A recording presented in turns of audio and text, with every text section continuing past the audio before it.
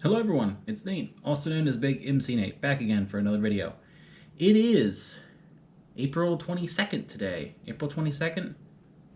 That sounds right. April 22nd, 2024, and it is 6:37, let's call it, in the evening. I finally figured out how to record helmet audio from my Senna using an app that allows you to record Bluetooth audio from on your Android device. So we're going to see how well that works, and if you're seeing this video, that means it worked well enough that I felt comfortable uploading it. All right, hello everybody. This is Nate, also known as Big MC Nate, back again with another video. And if this one, well, we'll see. This is a test run. So if this one works, I'm going to be a little surprised, especially first time out of the gate. Trying to get all my settings set how they need to be. Audio's looks like it's clipping a bit too much. I'm going to be curious to see how the audio sounds in post production. Want to give this motovlogger thing a try. I've always been a fan of it. Things like, come on, kiddos, don't.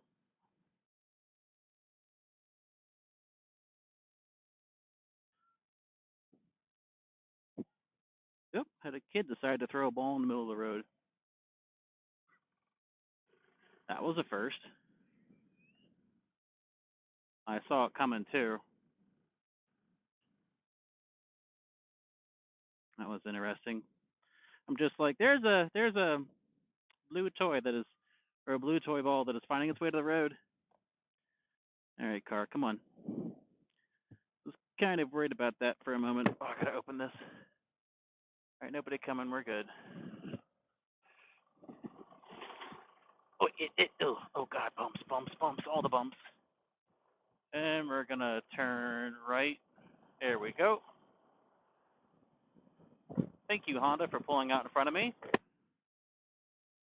Man, you just gotta get used to that after a while. Being on a bike, people pulling out in front of you. It's a way of life.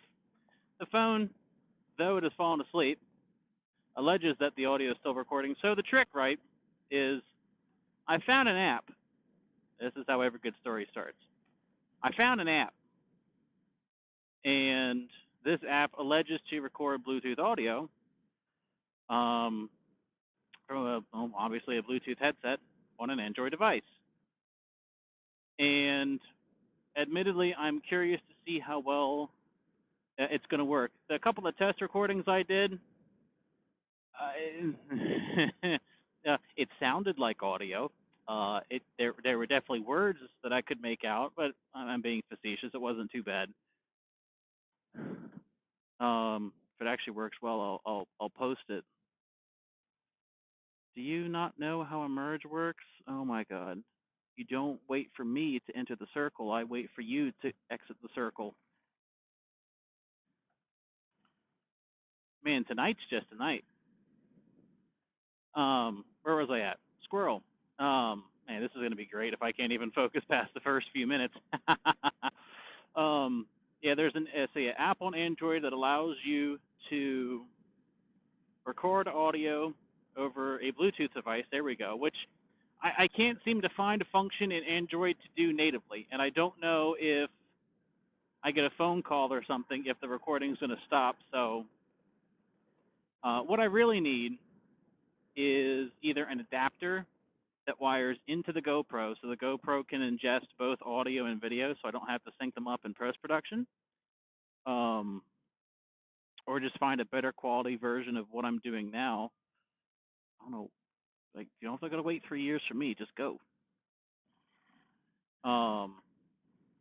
Either find an adapter that lets the GoPro handle the audio and the video,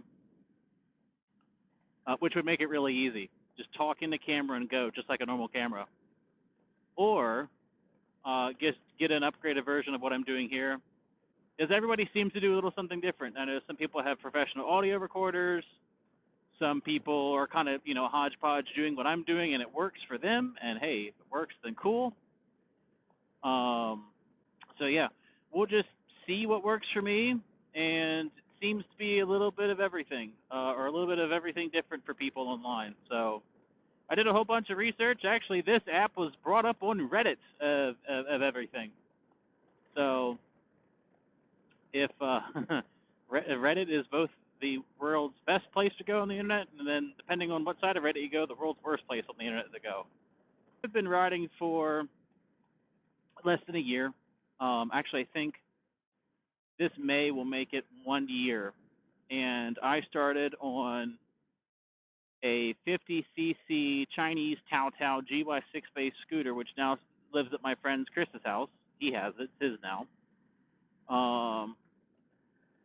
Then once I discovered quasi-motard, actually I think I can either thank or blame, depends on the mood, for getting me into the two-wheel lifestyle.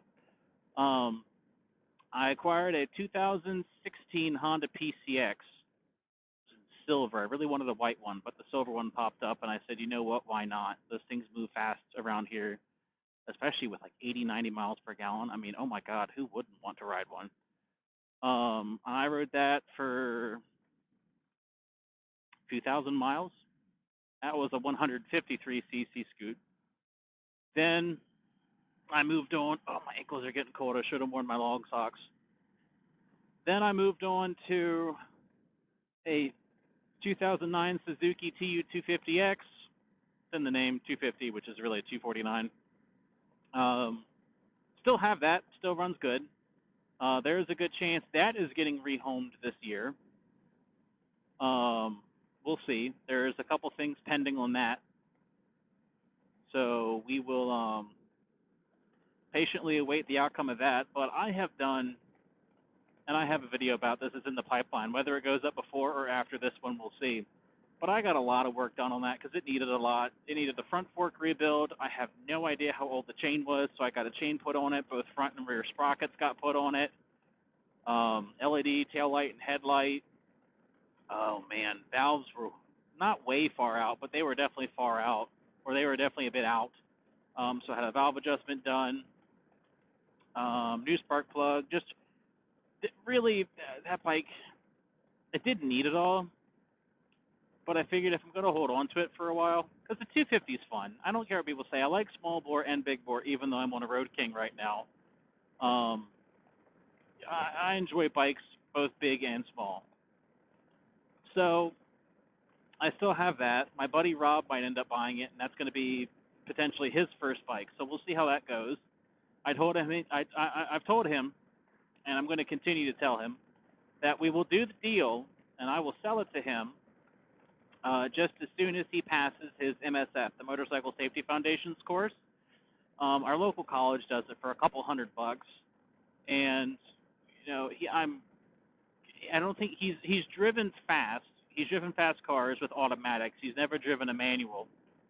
So he realizes that it's not just going to be turnkey, ready to go. For him, he's going to have to learn it.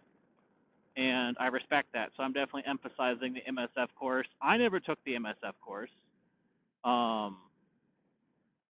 In my lovely state of West Virginia, which no point in hiding it, you've seen it on my hat countless of times, we do not require a motorcycle safety course. The only thing we require is either, well, you can take an MSF course, take the paperwork to the DMV, and they'll process your paperwork as if you took the DMV course, or get your learner's permit, which allows you to ride basically anything you want, just not at night and just without a passenger. So that's what I ended up doing.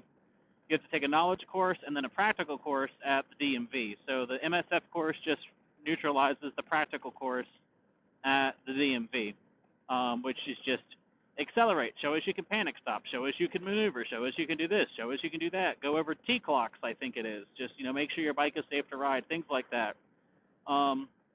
Super, maybe a bit too easy, actually, come to think of it. But I enjoyed that 250 for a while, probably about a few months. Then I wanted to go faster. I shouldn't say I wanted to go faster, because I still did the same speeds on the Road King that I did on that Suzuki. It takes longer to get there. Although this Road King here pulls hills a lot easier. This is a blind turn that I do not like coming up on, so we're going to slow down. I'm glad I did because an F-250 just made an illegal U-turn. And with the license plate starting with D1K, we all know what that can spell. That seems pretty fitting for this particular driver. So let's see. Then I found this Road King, and yeah, I've toured in this Road King. I've put thousands of miles on it already. It's got 21,833 on it. It's a 2002. Got it from the original owner with 17,000 miles on it last year. And man, I'll do a video about this bike, but I have got so much time, sweat, and money wrapped up in this thing, which it's not a lot. Well, I guess it is a lot of money depending on who you talk to. But none of it was really optional. All of it was required, not to just make it a good touring bike to my standards, but to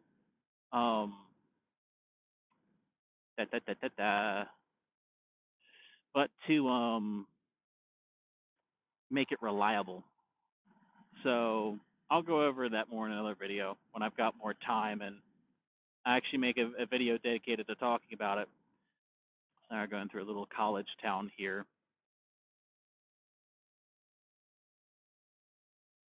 Just taking my time. I'm in no real hurry. Take my time. Over the railroad tracks. Oh, sun right in my eye. No.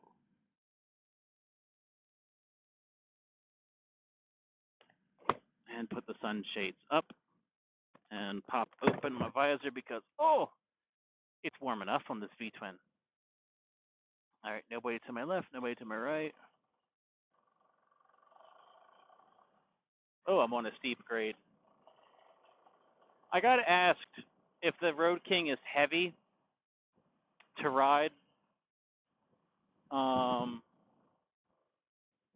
As I've got it configured, when I weighed it, with all my gear, all the options, stuff in the bags, all that stuff, all the stuff I normally carry, it's about 850 pounds. And then you put me on it, and it's about 1,100-ish. It's heavy enough. I've taken it through Beltway traffic. I don't want to do that again if I can help it. I'm probably going to end up doing that again at some point. Really don't want to. I'm in no rush to do it. Let's put it like that.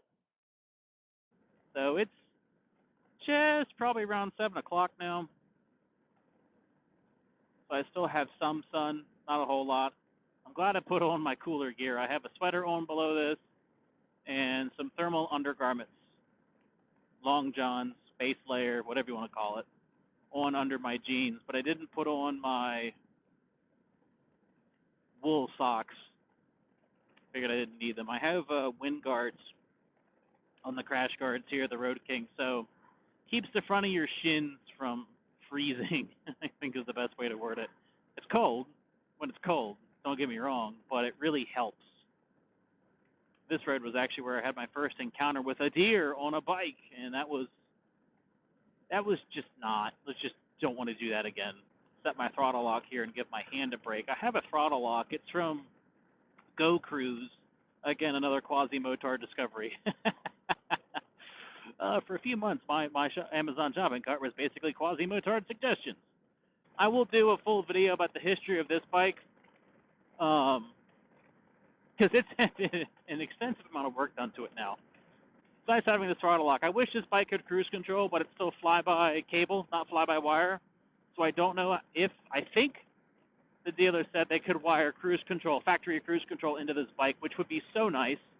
Because as far as I know, in 2002, the Road King Classic, the FLHRCI Classic fuel injected, had cruise control and ABS. Oh man, the sun went down behind the horizon. It's still popping out in certain areas, but it's not popping out where I'm at now. Oh, that got chilly. Whew. That's something I didn't fully realize until I started riding more. Was wind chill, humidity, how that plays into that. Oh, buddy. Oh, it gets downright cold here in in West Virginia, especially with the rivers and whatnot we have around where I'm at. Um, oh man, you get some chilly mornings. So I have never done an audio sync manually. I don't know what iMovie can do. I use iMovie to do all my editing. Um, so we'll see how that handles it because I'm just about home, and I am very curious to see how all of this turned out. Worst case, I went on a bike ride and was talking to myself for however long this recording's been going on for. Best case scenario, I went on a bike ride. A couple of parts were hard to understand me because of the wind or whatever. So, in the famous words of Quasi-Motard, home again, home again. Um, and ow. This also has an air ride suspension that hasn't been worked on in a while. And like all old bikes that have air ride suspensions, it needs attention.